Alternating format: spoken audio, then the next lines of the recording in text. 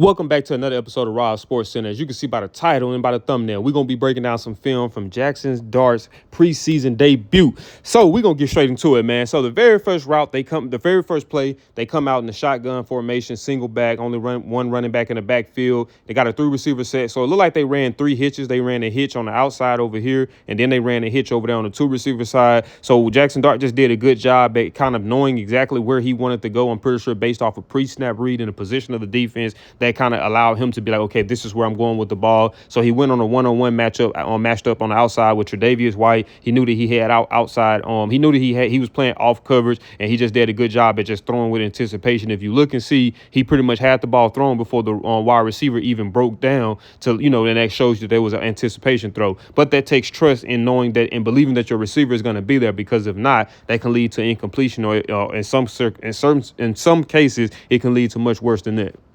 All right, so we got ourselves a gotta have it situation. We got a 3rd and 5. Once again, Jaxon Dart is back in the shotgun, had a single back, only one running back in the backfield. So it looks like they ran a 2-man concept over to that side where they ran the outside receiver, just pretty much ran. It looks like to me, honestly, it was a fade route opposed to just a sprint upfield. The inside guy, I'm not quite sure what he was running, whether that might have been a hitch or whether that was intended to be an in route, and he just kind of stumbled at the release point. But Jaxon Dart kind of already had an idea once again of where he was going with the football. It looked like they might have possibly been in a single high situation. So he knew that basically throwing it and kind of going towards the receiver's outside shoulder, it kind of took the possibility of the safety being able to get over top, which is DeMar Hamlin, to try to make a play on the ball, whether that be a pass breakup or interception, or just try to hit him to make the ball come loose. But man, honestly, man, once again, this was good coverage. Honestly, man, he kind of just really threw the receiver open, if you really want to be honest. Because, I mean, even from the release point right here,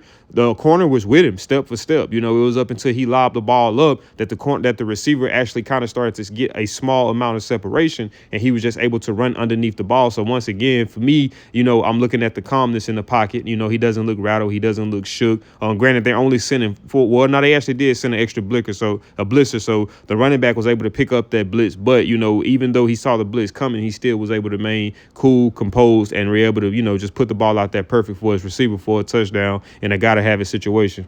So on this play right here, we get a good look at Jaxon Dart athleticism to be able to evade the tackles in this situation right here. But we're going to look at the feet placement, right? We're going to look at his feet work. If you look at his feet work, for the most part, he was kind of trying to keep himself in position to where he could get rid of the ball. You see what I'm saying? You see, going back, foot placement, he's kind of trying to keep his feet positioned in a way if he had to be able to get rid of the ball if he had to. But in this situation, obviously, it was nothing downfield. He was just able to kind of make this guy right here miss, hop backwards, boom, then hop back up, boom. And then, it was nothing but green grass there, and he was able to just get out of the pocket and scramble and get the first down and a few yards after. But like I say, that just shows you that's another attribute of having a quarterback like Jaxon Dart, a guy who can be mobile if needed. But you remember, this was the same thing I was saying about the Shedeur Sanders situation. You don't have to be athletic as a quarterback. I'm talking about running a 4.3. It helps, yeah, it does, but you don't necessarily have that. Use what you got and use it for what you need it for. So for him, I don't need 4.3 speed in this situation. All I need is good footwork to create avenues and to create lanes within the pocket for me to be able to step up and run, to either run and get the first down or to extend the play to try to get a shot downfield.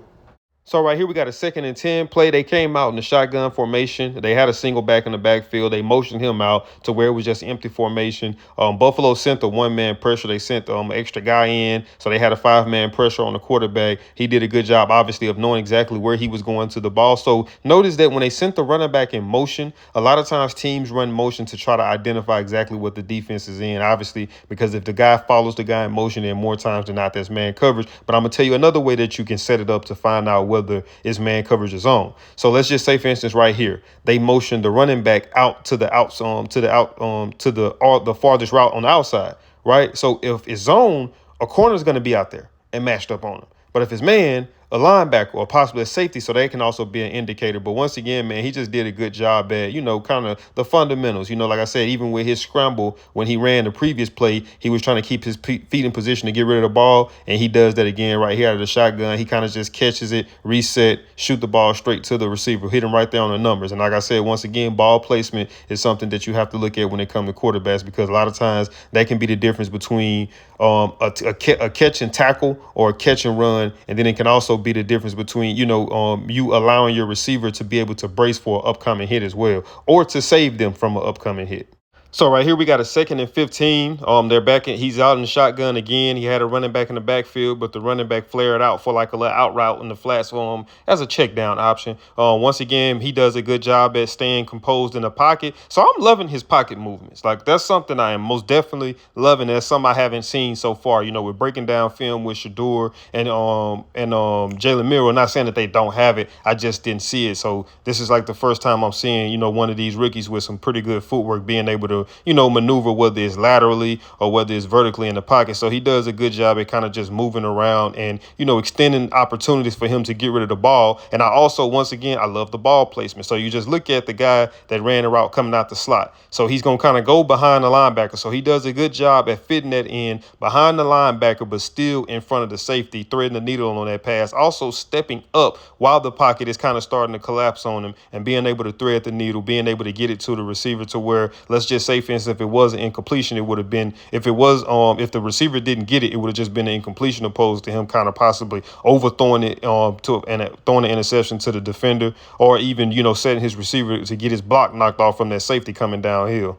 All right, so the very last play, man, we got a 1st and 10 right here. So it looks like New York ran some type of sail concept where they had a 3-by-1. You had 2 receivers, 1 tight end. So if you look at one of the receivers, he took a vertical release downfield, and I think the whole purpose was to draw that safety over the top of him and to allow for the other guy to run the out route right there wide open. Now, this the thing on that too, though, on Jaxon Dart's end. So he does a good job at, once again, man, standing up tall, standing up, being able to kind of just look at things, analyze and see exactly what it was. He saw what he wanted to see, which was that safety taking the vertical route, which created that right there. Now, the only thing he could have did, in my opinion, would have been a better ball placement, just kind of trying to give him an opportunity to be able to make guys miss. Because, if he puts it right there on the money. Now, granted, I got to kind of look at the defender as well, because you don't want to put it, he wasn't going to put it, because like I said, you don't want to put it too low to where the defender can just jump up there and intercept it. But I do believe that he could have probably put it on him a little bit more accurately just to try to see, because if he don't have to turn around and make a jump catch,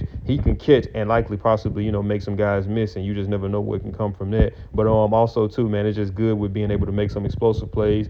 He had some other plays like off a screen route, and I think it was another catch and run type deal where it was something short. So it was more so underneath him just getting the ball to playmakers, and playmakers just making guys miss and walking the ball down the field. Like majority of his snaps we've seen tonight was out of the shotgun. Not quite sure if he really got under center at much at all in this game. Everything kind of was from a shotgun, and obviously with a rookie, with a younger quarterback, you like the shotgun because he can kind of tell and see the defense better than, being under center. But it kind of does make you one-dimensional because it's kind of harder to, sell play action from a shotgun opposed to selling it from under center. It makes it a little bit more harder to read. But, man, I would say overall, I was pretty impressed with what I saw from him. I mean, like I said, once again, man, it was just the pocket presence, being calm and relaxed in the pocket, and then just the ability to be able to play on script and off script. And what do I mean by that? Some of y'all might say, well, on script is when you draw up a play, you practice it, and everything goes the right way that it's supposed to go. Off script is when you draw up a play and practice it, but nothing almost goes as right as it was when you drew it up and when you practice it and you got to improvise. And that's what he was able to do when he was able to get that first down run, and when he was able to maneuver throughout the pocket and step up and get that pass for the first down on one of those. I think it was on that 2nd and 15 play. So it's a lot to like there. I'm curious to see how he's going to look out the rest of the preseason. I don't think he turned the ball over either, so no interceptions. Obviously, we know ball security is job security, and that's one of the number one things for a quarterback is to be able to be accurate, to be able to make good decisions, and to be able to take care of the ball, not turn the ball over, and not take unnecessary sacks. But, man, with all that being said, man, that is it for the video. video. If you did enjoy this video, do me a big favor, man. Smash that thumbs up button. Also, if you're new to the channel, make sure you subscribe. And when you subscribe, make sure you got that notification bell on. That way you be notified every time I upload. And I'll see y'all in the next video.